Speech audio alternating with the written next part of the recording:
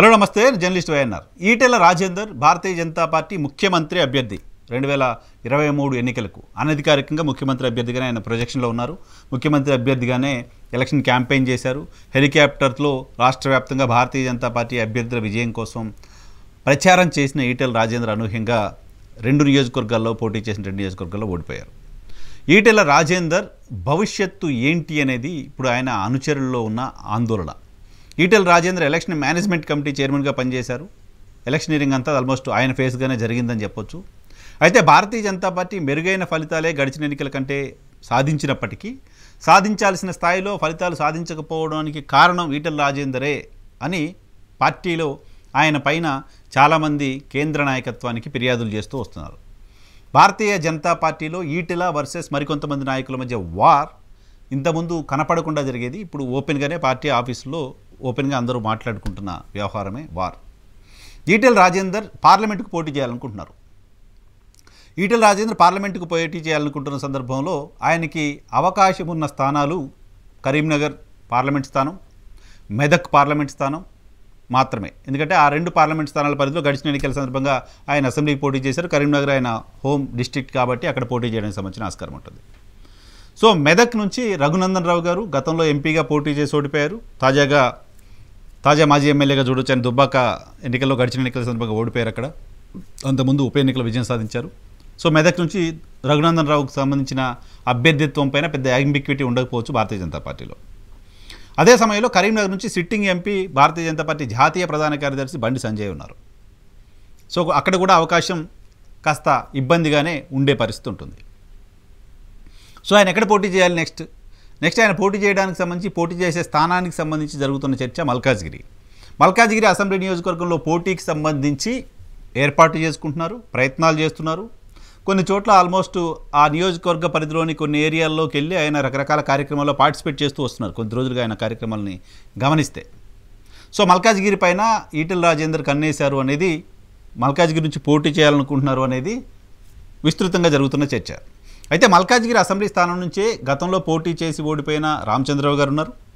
మల్కాజ్గిరి స్థానం నుంచి నేను పోటీ చేస్తాను, అడుగుతున్నాను అధిష్టానాన్ని అంటూ పార్టీకి సంబంధించిన జాతీయ నేతగా ఉన్న మురళీధర్ రావు గారు అడుగుతున్నారు. సో మల్కాజ్గిరి నుంచి భారతీయ జనతా పార్టీ జాతీయ నాయకత్వం నరేంద్ర మోడీ గారితో పోటీ చేయించాలనే ఒక బ్యాచ్ కూడా భారతీయ జనతా పార్టీలో ఉన్నారు. సో మల్కాజ్గిరి స్థానం దక్కటం కూడా అంత ఈజీ కాదు ఈటెల రాజేందర్కి ఇప్పుడున్న పరిస్థితుల్లో. సో ఈటెల రాజేందర్ ఎన్నికలకు ముందు వరకు భారతీయ జనతా పార్టీలో కంటిన్యూ అవుతున్నప్పటికీ భారతీయ జనతా పార్టీ నుంచి ఆయన బయటకు వస్తారంటూ చర్చ విస్తృతంగా జరిగింది. భారతీయ జనతా పార్టీకి రాజీనామా చేస్తారంటూ చర్చ విస్తృతంగా జరిగింది. ఈ నేపథ్యంలోనే ఆయన్నే ముందు పెట్టి ఎన్నికలకు వెళ్ళే ప్రయత్నం భారతీయ జనతా పార్టీ చేసింది. దానివల్ల ప్రయోజనం కూడా రాకపోవడంతో భారతీయ జనతా పార్టీ కూడా ఈటెల రాజేందర్ పట్ల కొంత గతంలో ఉన్న ఇంపార్టెన్స్ తగ్గించింది. ఇలాంటి చర్చ పార్టీలో జరుగుతున్న నేపథ్యంలో కొంతమంది ఆయనకు సంబంధించిన అనుచరులు ఆయన పైన తీసుకొస్తున్న ఒత్తిడి పార్టీ మారిపోదామని, కాంగ్రెస్ పార్టీలో చేరిపోదామని. కాంగ్రెస్ పార్టీలో ఈటెల రాజేందర్ చేరితే కాంగ్రెస్ పార్టీ నుంచి మెదక్ పార్లమెంట్ స్థానానికి పోటీ చేయడానికి సంబంధించి కావచ్చు, కరీంనగర్ పార్లమెంట్ స్థానానికి పోటీ చేయడానికి సంబంధించి కావచ్చు ఇబ్బంది ఉండదు. కరీంనగర్ పార్లమెంట్ పరిధిలో కాంగ్రెస్ పార్టీ బాగా పర్ఫామ్ చేసింది శాసనసభ ఎన్నికల సందర్భంగా. సో మెదక్లో మాజీ ముఖ్యమంత్రి కేసీఆర్ అక్కడ పోటీ చేస్తారు అంటూ వార్తలు వస్తున్న నేపథ్యంలో మెదక్ టఫ్ సీట్గా ఉండబోతోంది. ఇన్ కేస్ ఆయన కాంగ్రెస్ పార్టీలో చేరితే మల్కాజ్గిరి స్థానం కోసం కూడా ఈటెల రాజేందర్ ఫైట్ చేయడానికి సంబంధించిన ఆస్కారం ఉంటుంది. కాంగ్రెస్ పార్టీ చాలా స్ట్రాటజిక్గా తెలంగాణలో మెజారిటీ పార్లమెంట్ స్థానాలను గెలవాలనుకుంటోంది. కనీసం 10 నుంచి 12 స్థానాల్లో విజయం సాధించాలనే ఆలోచనలో కాంగ్రెస్ పార్టీ ఉంది. ఈ నేపథ్యంలో కాంగ్రెస్ పార్టీ కూడా ఈటెల లాంటి వాళ్ళని తెచ్చుకుంటే ఎలా ఉంటుంది అని ఆలోచన చేస్తోంది. ఎందుకు ఆ పరిస్థితి అంటే Bharatiya Janata party versus కాంగ్రెస్గానే parliament ఎన్నికలు ఉండబోతున్నాయంటూ విస్తృతంగా చర్చ జరుగుతోంది. పార్లమెంట్ ఎన్నికల్లో ప్రజలు జాతీయ పార్టీల వైపే ఓటేస్తారు అంటూ చర్చ జరుగుతోంది. కానీ తెలంగాణ వచ్చిన తర్వాత జరిగిన 2 పార్లమెంట్ ఎన్నికల్లోనూ మెజార్టీ స్థానాలను ఇక్కడ బీఆర్ఎస్ఏ గెలుచుకుంది. బట్ అప్పుడు 2 సార్లు కూడా వాళ్ళు ఆల్మోస్ట్ పవర్లో ఉన్నట్టుగానే చూడాల్సిన పరిస్థితి ఉంటుంది. 2014లో 2 ఎలక్షన్స్ ఒకేసారి జరిగాయి, కానీ తర్వాత జరిగిన ఎలక్షన్స్లో. సో ఇప్పుడు అధికార పార్టీగా ఉన్న కాంగ్రెస్ పార్టీ నుంచి పోటీ చేయడం ద్వారా అడ్వాంటేజ్ ఉంటుంది. కాంగ్రెస్ నుంచి పోటీ చేస్తే పార్లమెంట్కి వెళ్ళగలం, కాంగ్రెస్ నుంచి పోటీ చేద్దాం అంటూ ఈటెల పైన కొంతమంది అనుచరులు ఒత్తిడి తీసుకొస్తున్నారు. మరికొంతమంది భారతీయ జనతా పార్టీ టికెటే ఎలాగైనా తెచ్చుకుందాం, గెలిస్తే కేంద్రంలో మంత్రి అయిపోతాం, మళ్ళీ భారతీయ జనతా పార్టీ కేంద్రంలో అధికారంలోకి వస్తుంది కాబట్టి భారతీయ జనతా పార్టీని వేడొద్దు అని. కానీ భారతీయ జనతా పార్టీలో టికెట్ రాని పరిస్థితిలో భారతీయ జనతా పార్టీలో కంటిన్యూ అవుతారా అంటే అక్కడ కొంత అంబిక్విటీ కనపడుతోంది. భారతీయ జనతా పార్టీలో తాను ఆశించిన స్థానం నుంచి టికెట్ రాకపోతే, తాను ఆశించిన స్థానం అంటే భారతీయ జనతా పార్టీ దక్షిణ తెలంగాణలో పెద్దగా సీట్లు వచ్చే పరిస్థితిలో లేదు. ఖమ్మం, నల్గొండ, మహబూబ్నగర్ లాంటి చోట్ల పెద్దగా వాళ్ళు ఎక్స్పెక్ట్ చేసే పరిస్థితులు లేరు as of now. Even Mahabubnagar పోటీ చేయాలంటే కూడా అక్కడ డికేఆర్ గారు ఉన్నారు, జితేందర్ రెడ్డి గారు ఉన్నారు, వాళ్ళు అక్కడ కాంపిటీట్ చేస్తూ ఉన్నారు కాబట్టి సో ఆయనకి ఎక్కడికి అవకాశం ఉత్తర తెలంగాణలో మాత్రమే ఉంది.